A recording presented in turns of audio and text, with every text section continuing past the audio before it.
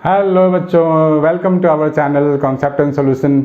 तो बच्चों, आज हम लोग करने वाले हैं कैपेसिटर्स के बारे में कुछ ज़रूरी बातें, और जो कि क्लास 12th में काफ़ी इम्पॉर्टेंट टॉपिक है। ये इलेक्ट्रोस्टैटिक्स का एक इम्पॉर्टेंट पोर्शन भी है। इसमें हम लोग देखेंगे कि कैपेसिटर का यूज़ क्या है, ये क्या करता है, और इसमें कैसे कैसे क्वेश्चंस हैं जो आपके बोर्ड लेवल में आ सकते हैं, और आपके बेसिक्स को, जो बेसिक फिजिक्स है जो क्लास 12th में है, वो आपको काफ़ी इम्पोर्टेंस है ये इलेक्ट्रोस्टैटिक्स कैपेसिटर्स। तो इसमें जो आप लोगों ने अभी तक पढ़ा है, गॉस थ्योरम वगैरह जो पढ़ा है, इलेक्ट्रोस्टैटिक्स पढ़ा है, उसका यहाँ पर कुछ चीज़ें हैं जो अप्लाई होने वाले हैं। ठीक है बच्चों, तो बढ़ते हैं आगे, देखते हैं कैपेसिटर्स में क्या क्या चीज़ें हैं। तो सबसे पहले आप टॉपिक का नाम लिख लो, कैपेसिटर्स। कैपेसिटर्स कैपेसिटर बेसिकली क्या है? It is an arrangement of two parallel identical plates. दो पैरेलल होने चाहिए प्लेट्स, और आइडेंटिकल होते हैं मोस्टली। अगर एक सर्कुलर प्लेट है दूसरा भी सर्कुलर होगा, एक अगर स्क्वायर वाला प्लेट है तो दूसरा भी स्क्वायर वाला प्लेट होगा, राइट। इसको पैरेलल रखते हैं। तो आप लिख सकते हो, this is an arrangement, this is an arrangement of two parallel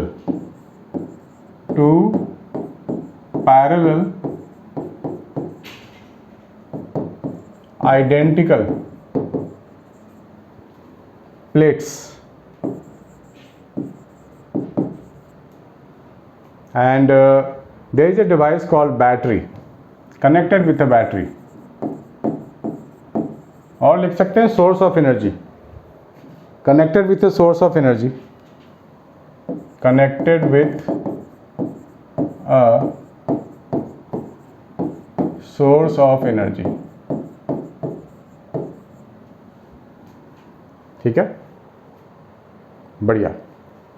तो इसमें आप लोग दो प्लेट ऐसे दिखा सकते हैं हम लोग, this is the plate 1 and this is the plate 2, है ना। इसके साथ एक हम लोगों ने ऐसा बैटरी लगा दिया।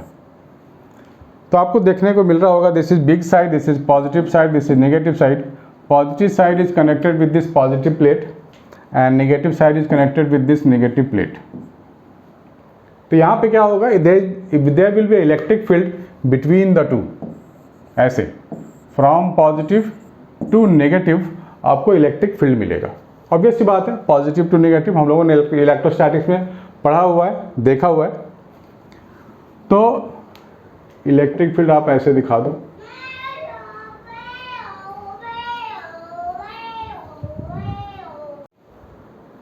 ठीक है। दो पैरेलल प्लेट, तो बेसिकली ये हमारे को जो यूज़ होता है, ये it can store electrostatic energy, और यू कैन स्टोर चार्जेस। तो जैसे कि हम लोग ने डिराइव किया हुआ है कि between two plates electric field क्या होता है। किसी भी पॉजिटिव प्लेट के लिए हम लोगों ने इलेक्ट्रिक फील्ड डिराइव किया था ना, sigma by 2 epsilon not, if you remember.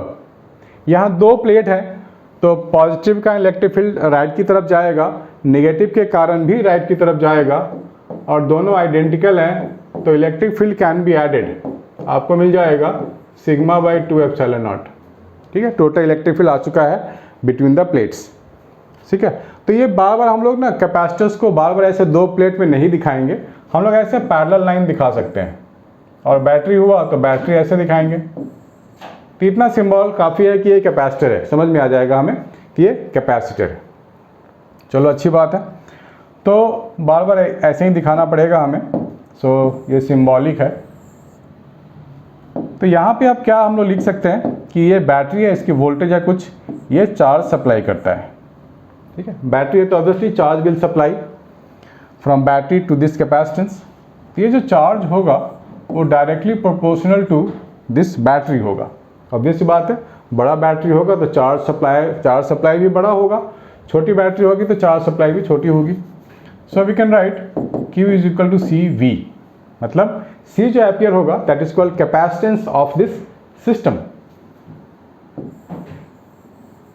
C is called capacitance of the system, capacitance। ठीक है, चलो बढ़िया है। अब यहाँ पर हमें देखना है कि इलेक्ट्रिक फील्ड तो हमें मिल गया है सिग्मा बाई 2 एप्सिलॉन नॉट, ये टोटल इलेक्ट्रिक फील्ड होगा यहाँ का। हम लोग देखना है कि जो कैपेसिटर है, ये जो दो आइडेंटिकल प्लेट हैं, दोनों का एरिया कितना है, सेम है, और दोनों के बीच में पैरेलल है, तो डिस्टेंस कुछ होगा, लेट इट बी डी। तो हमारे को यहाँ पर वोल्टेज V दिया गया है, तो मैं इलेक्ट्रिक फील्ड की जगह लिख सकता हूँ। आपको एक फॉर्मूला ड्राइव किया था हम लोगों ने, if you remember, E is equal to dV/dr, ये फार्मूला हम लोगों ने ड्राइव किया था। तो इस केस में dV मीन्स टोटल वोल्टेज का जो डिफरेंस है वो V है, और डिस्टेंस है D, यहाँ के बीच का पूरा डिस्टेंस है D। E is equal to V/d, और E को मैं लिख सकता हूँ सिग्मा अपॉन 2 एप्सिलॉन नॉट, यहाँ लिख सकते हैं sigma upon 2 epsilon not V/d।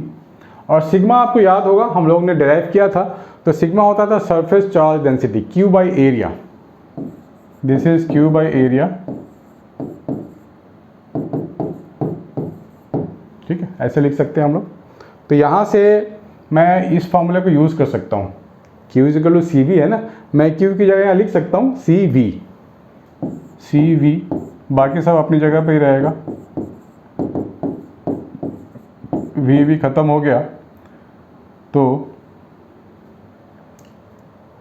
Sorry, एक मिस्टेक है इसमें, यहाँ पे 2 नहीं होगा ऐड होने के बाद,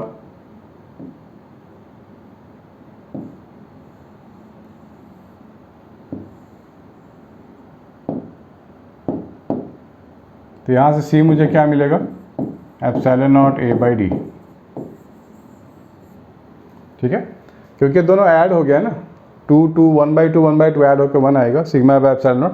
तो बेसिकली मुझे कैपेसिटेंस का फॉर्मूला मिल गया, एप्सिलॉन नॉट कांस्टेंट क्वांटिटी है, एरिया अपॉन डिस्टेंस, यानी कि capacitance directly related to area है and inversely related to distance between the plates है, ठीक है। इस चीज़ को आपको समझना चाहिए, नोट डाउन करना चाहिए, प्लीज मेक ए नोट बच्चा।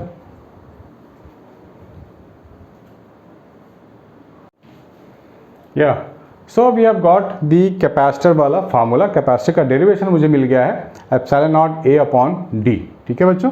अब हम लोग देखेंगे कि ये जो एनर्जी स्टोर करता है उसका क्या फार्मूला हो सकता है, उसकी क्या डेरिवेशन हो सकती है, ठीक है। राइट डाउन एनर्जी स्टोर्ड इन कैपेसिटर, लिखते हैं energy stored,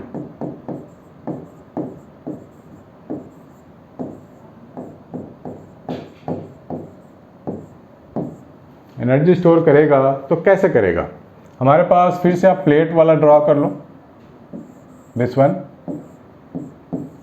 this is capacitance C, area दोनों का सेम है, दिस इज वोल्टेज V, और यहाँ से चार्ज सप्लाई होगा, ये, ठीक है। तो हमारे पास ये कैपेसिटर है, और कैपेसिटर को एनर्जी सप्लाई कौन करेगा, तो ऑब्वियसली बैटरी करेगा, है ना। बैटरी कुछ वर्क डन कर रहा है, कुछ काम कर रहा है, तभी इसके पास एनर्जी स्टोर होगा। तो हम लोग ये बोल सकते हैं कि work done by the battery is equal to energy stored in the capacitor, ठीक है बच्चों। तो इसको हम लोग कैसे लिख सकते हैं, let the small charge supply by the battery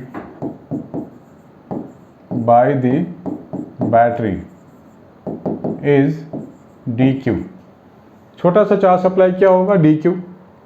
तो वर्क डन क्या होगा, then small work done is dw is equal to V dq, ठीक है। वर्क डन तो ये होता ही है, वोल्टेज इनटू चार्ज, पहले भी हम लोग देख चुके हैं इलेक्ट्रोस्टैटिक्स में। तो अभी हमने एक फॉर्मूला भी लिखा था ना, Q is equal to CV, तो हम लोग यहाँ पर लिख सकते हैं V की जगह Q अपॉन C लिख सकते हैं। So work done is, V को लिख सकते हैं Q upon C dq, this one. तो ये चार्ज ग्रो होगा फ्रॉम 0 टू कैपिटल Q, ठीक है। और ये जो पूरा वर्क डन होगा 0 to W, ये जो पूरा वर्क डन जो बैटरी कर रहा है वो कहाँ गया, वो तो एनर्जी में गया जो कैपेसिटर के पास होगा। So this entire work done can be equated as energy in this capacitor. और ये सिंपल इंटीग्रेशन मिल गया हमारे को Q dQ, ठीक है, 0 to Q। अब हम लोग इसको सिंपल इंटीग्रेशन का फॉर्मूला हम सबको मालूम है, मैं फिर भी लिख देता हूँ, x to the power n dx is equal to x to the power n plus 1 upon n plus 1। n यहाँ पे -1 नहीं होगा, बाकी कोई भी वैल्यू हो सकता है। तो यहाँ पर मैं लिख सकता हूँ Q dQ को क्या लिखेंगे हम लोग, Q square by 2, this is 0 to Q, ठीक है।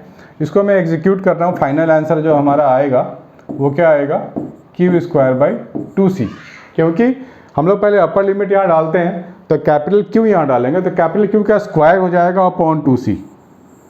This is the energy stored in this capacitor, ठीक है बच्चों, प्लीज मेक ए नोट। इस फॉर्मूले को हम लोग कन्वर्ट भी कर सकते हैं। हमें मालूम है कि टोटल चार्ज जब डेवलप हो गया है तो we can write Q is equal to CV, ऐसे भी लिख सकते हैं। तो इस Q की जगह पे मैं CV भी लिख सकता हूँ, तो एनर्जी का फॉर्मूला चेंज हो जाएगा, इसकी जगह CV आप डाल दो तो ये फॉर्मूला आपको मिल जाएगा हाफ CV स्क्वायर। तो ये दोनों फार्मूले बहुत ही काम के हैं, इस पर न्यूमेरिकल्स भी आ सकते हैं और ये डेरिवेशन भी आपको आ सकता है करने को, ठीक है बच्चों, please make a note of this. जैसा कि हम लोगों ने क्लास 10th में पढ़ाई करी थी इलेक्ट्रिसिटी, उसमें क्या था कि जो रेजिस्टेंस है सीरीज पैरेलल में लगाते थे, तो सीरीज वाला रेजिस्टेंस का जो कॉम्बिनेशन होता था उसका अलग फार्मूला होता था निकालने का, सिंपली ऐड कर दो तो पूरा रेजिस्टेंस आएगा। या फिर पैरेलल में होता था तो रेसिप्रोकल लेके ऐड करते थे। यहाँ भी बिल्कुल ऐसा ही कुछ है, मिलता जुलता है कि कैपेसिटर भी हमारे को सीरीज और पैरेलल में मिल सकते हैं। तो आप टॉपिक का नाम लिखो, कॉम्बिनेशन ऑफ कैपेसिटर्स, कॉम्बिनेशन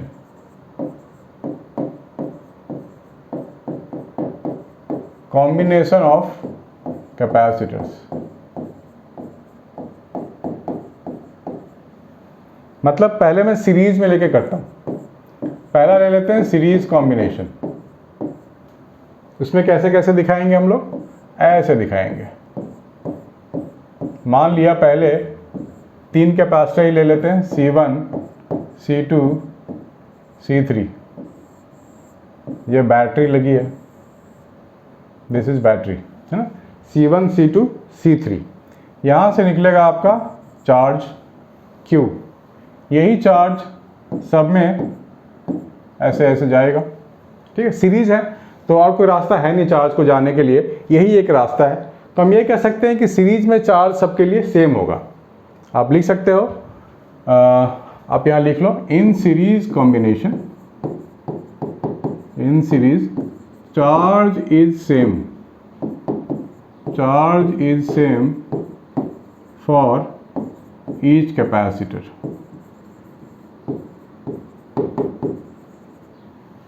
बढ़िया है। तो यहाँ से हम लोग जाएंगे इधर, और तो हम लोग क्या कर सकते हैं, हम दिखा सकते हैं कि इंडिविजुअल कैपेसिटर के पास कुछ वोल्टेज डेवलप हुआ होगा, V1 V2 इस V3 नाम दे दो, V1 V2 V3, इनका कुछ वोल्टेज डेवलप हुआ होगा C1 C2 C3 के पास। देखो हर एक कैपेसिटर के पास कुछ ना कुछ वोल्टेज तो बनेगा, ठीक है।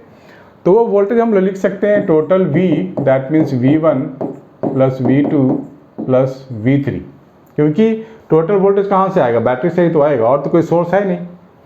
अब इंडिविजुअल फार्मूला हम लोग लगा सकते हैं, Q is equal to CV वाला इंडिविजुअल। अगर मैं इसकी बात करूं तो I can write Q is equal to C1 V1, इसकी बात करूं तो क्या हो जाएगा, Q is equal to C2 V2, और इसकी बात करूं तो हो जाएगा C3 V3, ठीक है। अब मैं क्या करूंगा, इसके पास आता हूं वापस, यहाँ पे मैं क्या लिखूंगा, V1 की जगह Q बाई C1, V2 की जगह Q by C2 and Q by C3, this one, V by Q 1 by C1 plus 1 by C2 plus 1 by C3, this one, V by Q। आप इस फॉर्मूले को ध्यान से देखो तो V बाई Q आपको क्या मिलेगा, 1 बाई C मिलेगा ना,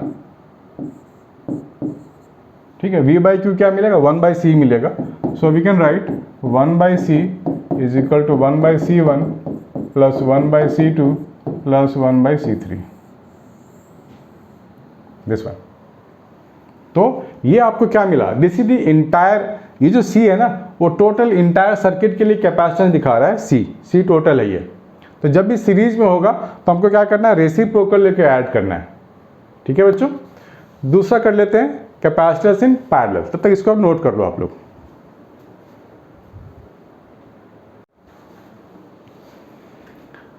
अब लिख लेते हैं कैपेसिटेंस इन पैरेलल। सीरीज वाला तो खत्म हो गया। B parallel,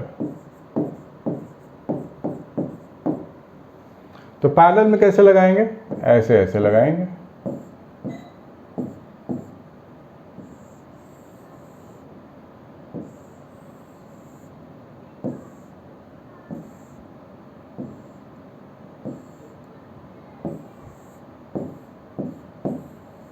This is V, this is C1, this is C2 and this is C3, है ना बढ़िया। यहाँ से चार्ज निकलेगा Q, तो कुछ इधर जाएगा, that means Q1, this is Q2 and this is Q3। तो यहाँ से हो जाएगा Q3, यहाँ से Q2 और यहाँ से Q। ठीक है, ये सारी चीज़ें हैं, ये चलेगा। अब यहाँ पे क्या होता है पैरेलल में, देखो इसके अक्रॉस C1 के अक्रॉस बैटरी V लगा है, C2 के अक्रॉस भी बैटरी V लगा है। तो पैरेलल कॉम्बिनेशन की एक खास बात है कि वोल्टेज यहाँ सबके लिए V लेंगे, सेम होता है। आप लिख लो in parallel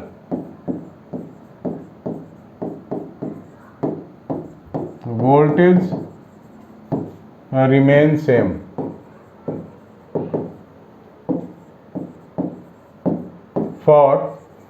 for each of the capacitor, for each of the capacitor, ये ठीक है बच्चों। तो यहां पर मैं क्या लिखूंगा, V इसके लिए भी है, V इसके लिए भी है और V इसके लिए भी है।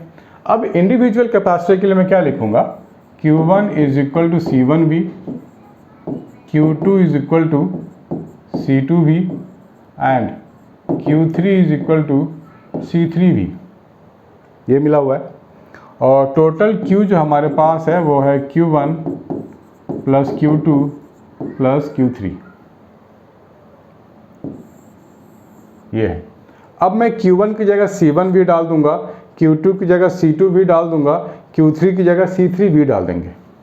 तो यहाँ मुझे क्या मिल जाएगा, Q1 means C1V, Q2 C2V, Q3 C3V, this one C1 plus C2 plus C3, ये। अब मैं Q को जगह, Q वाला फॉर्मूला मैं ये भी तो लिख सकता हूँ ना, Q is equal to C into V, total capacitance. Total circuit के लिए अगर मैं काम करूँगा, ये टोटल चार्ज ही तो है Q जो बैटरी से निकला है, यानी कि C total into V total. V total कितना है, बैटरी वाला V टोटल लेंगे। चलो अच्छी बात है, C1 plus C2 plus C3, तो V तो कट हो गया, C मुझे क्या मिला है, C1 plus C2 plus C3, C is equal to C1 plus C2 plus C3। ये है टोटल कैपेसिटेंस। कब, जब ये पैरेलल में होगा। तो मैं तो 3 के लिए एग्जांपल ले रहा हूँ, कोई जरूरी नहीं कि 3 ही कैपेसिटर हो, 4, 5, 6 जितना भी हो सकता है, सबको हम लोग ऐड कर देंगे तो टोटल कैपेसिटेंस हमें मिल जाएगा। ठीक है बच्चों, प्लीज़ मेक ए नोट।